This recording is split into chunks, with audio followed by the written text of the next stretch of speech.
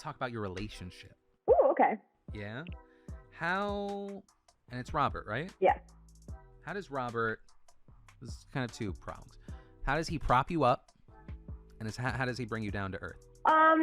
We have actually been having trouble finding that balance because recently it's been a little hard for him to reconcile my past, and that has caused some issues in the relationship. And we're working through it and trying to communicate and trying to just ease any discomfort or,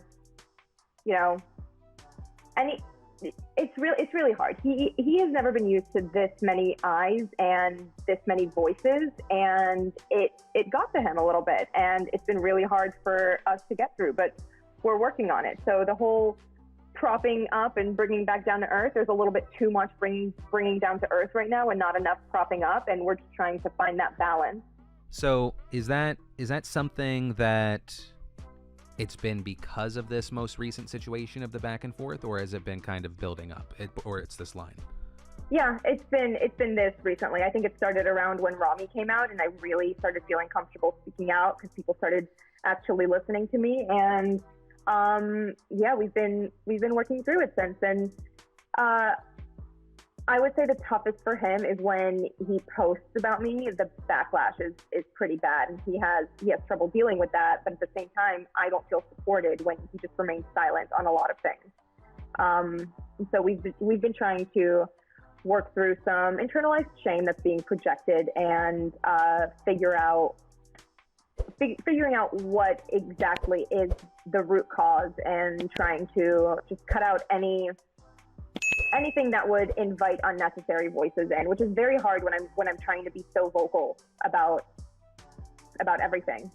It's really difficult. It causes a strain in our relationship, but I feel like our relationship is strong enough to get through it. It's just this is tough right now, as it would be for anybody. I don't think I would expect anyone to just be completely okay with all of the comments and attention and photos and emails and videos that my partner receives.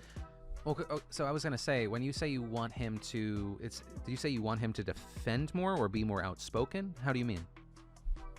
Just not defend more, be more outspoken. Nothing too polarizing, because he does still have his career to watch out for. But just pure silence doesn't work for me. Sure. Just because it's not just like you're saying something, it's because you're also on the receiving end of like onslaught. Yeah, it feels like all of this work I'm trying to do to change outside opinion, I don't want to have to do at home either. And so, so that kind of goes back to the idea of true love being unconditional. Do you think that's why like that word came to mind? Yeah. That's always been my like North Star for what love is, though, just unconditional love. Because I've had this issue in past relationships where I was kept a secret and hidden, and there was a lot of shame surrounding me for certain parts of my partner's life. And I was only allowed to meet, this one group, like his lacrosse teammates and his friends from outside, school, work, personal family life. So I was very embedded into one circle of friends and kept a secret from the rest of their life. So I've always been sensitive to just the word unconditional love and what it truly means. And that's my bare minimum. Right.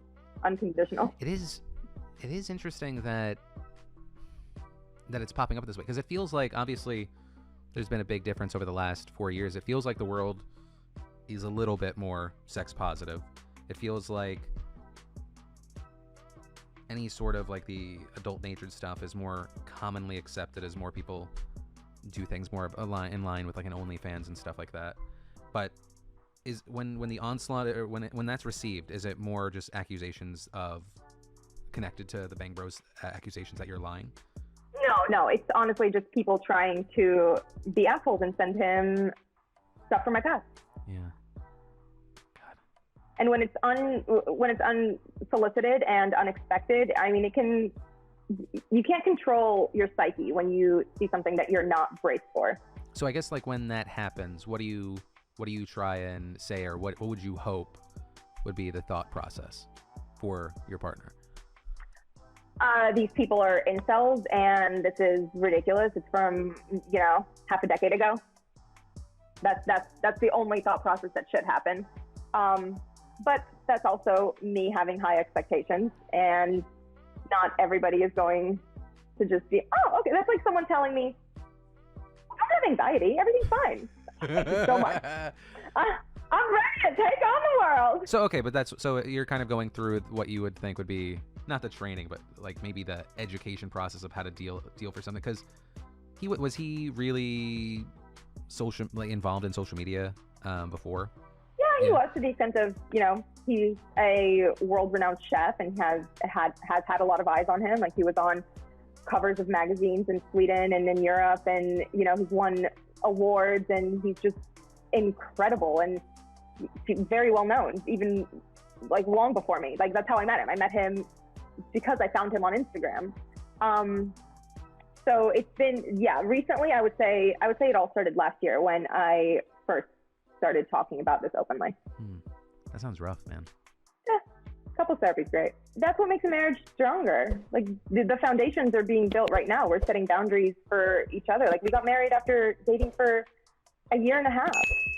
We're learning together, and that's okay. Like, at his core, I know that he is the person for me, and he's the right person for me. And I'm not going to fault him for going through something that I feel any normal person would go through if they're not prepared for it. So you're going through this with the mindset of, I know you're my person. You're not where I want us to be right now, or you to be right now with what's happening to me and us. And so that's what makes this, while hard, bearable, because the option of not being together isn't like even an option in your head. Yeah, like, I'm not gonna jump ship just because he's struggling, and that's what it comes down to. Like, he is struggling with shame internally, and it's being misplaced and projected. And I mean, not everyone has the tools.